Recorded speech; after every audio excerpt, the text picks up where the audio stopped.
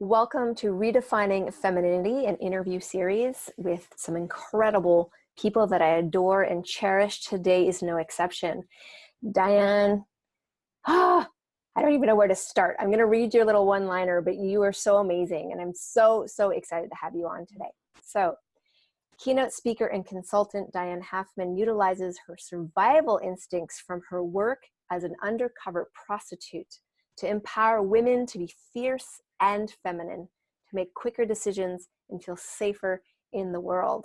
Wow. I mean, I can't even think of a more amazing description of you. You're so powerful and gracious and beautiful, and it's such an honor to have you here. Thank you.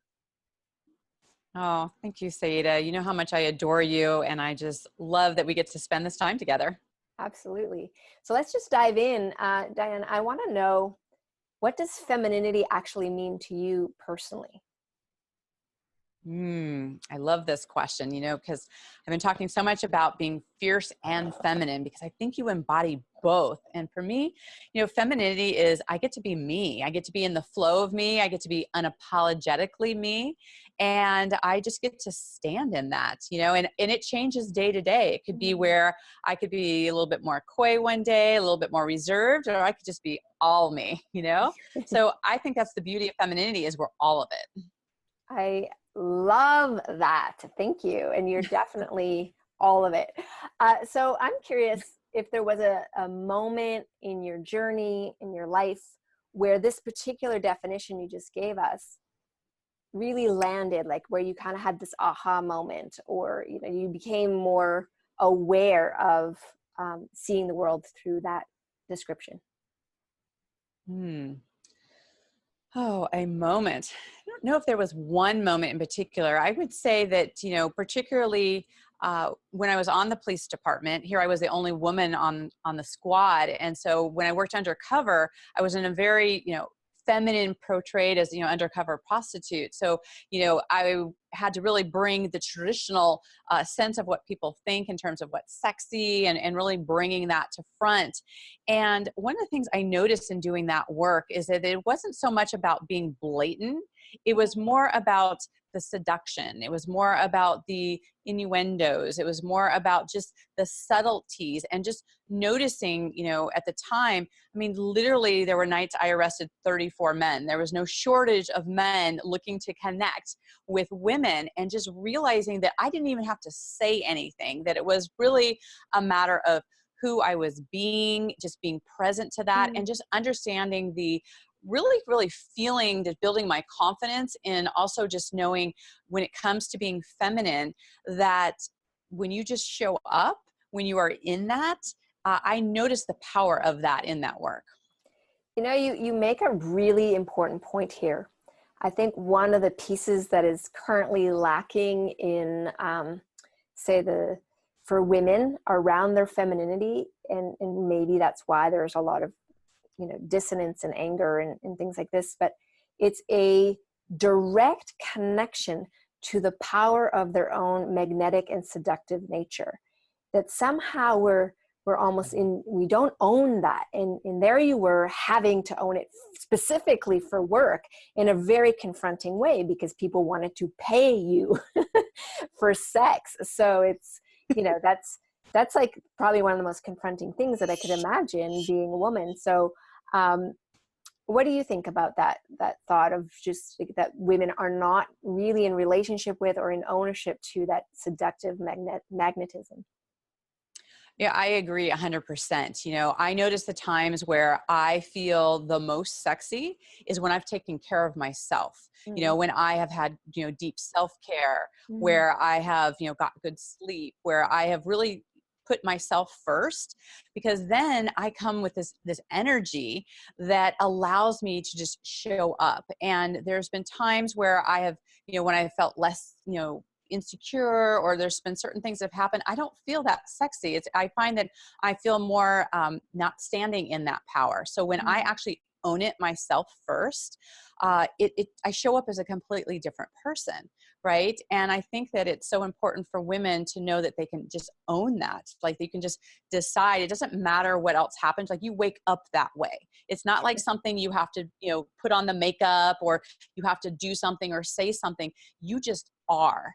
And so when you realize that's just who you are, then you just can come from just a much more powerful place, that anything anyone says that's disempowering or anything, it's a reflection of where they are and where they're showing up as. And when we own that, we are completely powerful.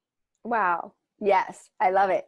Well, you have a very unique story, and I think the next question will be very insightful. So one of the things I'm noticing right now is that there's a lot of divisive conversations or discussions about masculinity and femininity. It feels like in some ways the sexes are becoming alienated. There's a lot of dissonance happening. And you had to confront maybe the side of masculinity that's not always that pleasant, let's say. And yet you have a gorgeous relationship with your husband. You're not walking around like a victim. So I'm curious, what do you think would be like one thing would be useful for us to consider if we want to create more healing and harmony in the dynamics between the masculine and feminine? That is such a great question, because I think it's a journey. I mean, I definitely think there's part of that. I mean, as you know, we've talked about, I had a very disempowering relationship when I was on, the police department, and I didn't fully stand in my power. And I think that what really makes a difference in really, just deciding that who you're going to be in the world. When I had the case where one of my dear friends, her daughter was kidnapped and killed. Life is short. And I think that the decisions that are made in that, how you're going to live your life really shift. And for me, that case in particular, it's like life stood still, where it was just like a moment in time where I just decided I am not going to be treated, mistreated. I don't want to be an example to my daughters that this is okay. And, I always hope for women that it doesn't take that, but sometimes there needs to be a circumstance that happens where we can see the difference so we can choose. And one of the things I love that you talk about is that we can have victim experiences, but choose not to be a victim in the world. I think that is so powerful for women to know, because I don't know any women who haven't had something that they've either felt disempowered or a relationship, and they may be stuck in that. But when they know that they can actually just turn the dime on that and choose not to do that anymore, that's a powerful moment. And that bridges the sexes, because then it's not about what they're doing, it's what we choose and decide. Yes, absolutely. Oof, intense. I love it. Before we go, I want to know, is there anything else you would love the viewers to know, in particular around the subject of redefining femininity at this time?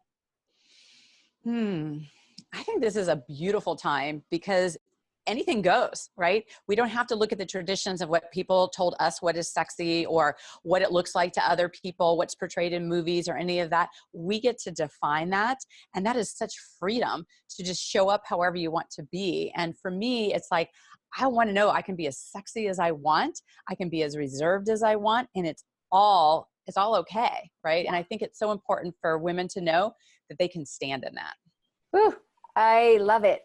And what's also beautiful about that, I think, is what you're inviting us into is not only to have full kind of this beloved ownership of our own beauty and our own selves as women, but also just this idea of like broadening the range of what's possible, that we can actually access a deeper and fuller range of what it means to exercise femininity in our lives. So I'm really appreciative of that. Thank you so much, Diane, and thank you for joining us today. Absolutely. Thank you so much. And thanks for just being willing to have this conversation. I mean, this is not something that is, people talk about. And I think it's so important to really share these ideas. And I love you. I love what you're doing. And it's an important conversation.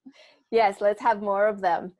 So that Diane, thank you so much for being here. For the viewers, I have a little invitation for you, so stay tuned. And thank you again, Diane. Much love. My pleasure. Mwah.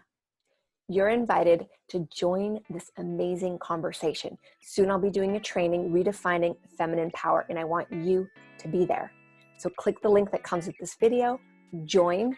Just for joining, I will be giving you a free downloadable gift, so definitely watch out for that. And if you can't make it at the time that the training is happening, don't worry.